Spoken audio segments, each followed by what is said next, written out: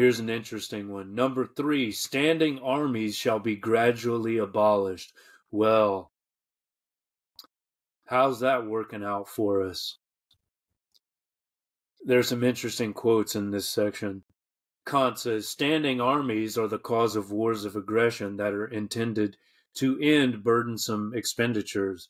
Yeah, if you spend all this money on an army, eventually you're going to want to use it. And we've seen that play out in many frightening ways in the past century, I would say. Another interesting quote here: paying men to kill or be killed appears to use them as mere machines and tools in the hand of another, the nation, which is inconsistent with the rights of humanity. Very bold statement, very interesting. I wonder how many people would subscribe to that now. How many people even know that this German Enlightenment philosopher that is, so hallowed and respected and so canonical, how many people know that he wrote that? Basically, he's saying, this is immoral to have a standing army where you're paying men to kill or be killed.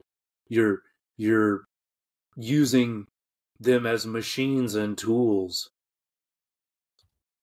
Here's a picture of the of an ad for the so-called regular army. That is the standing army of the United States. It says soldier's life. Uncle Sam wants you. All right, and those of you watching can see this graph here. It shows active and reserve U.S. military force personnel in 2021. This is from the Department of Defense. I didn't add up all the numbers, but you've got several different branches of the service. You've got the Army active duty, Navy active duty, Army National Guard, Air Force active duty, Army Reserve, Marine Corps active duty, Air National Guard, Air Force Reserve, Navy Reserve, Marine Corps Reserve. And look at that, we've got Space Force active duty as well. I didn't add up all these numbers, but it looks like, about 2 million service personnel. So the United States is certainly very far from abolishing its standing army. I mean, it's hard to even imagine such a thing happening at this time. But according to Kant, that is exactly what we need to do if we want perpetual peace. And I don't know if these service personnel are all stateside. I rather doubt this is the worldwide force, but I don't know. I mean, remember, there are a lot of, and we'll see this later, there are a lot of U.S. bases around the world, and there are also some black sites that are not even on the books.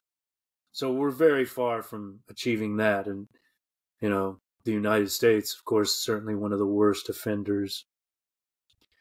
Some other interesting quotes from this section. Kant says, the power of money is the most reliable instrument of war.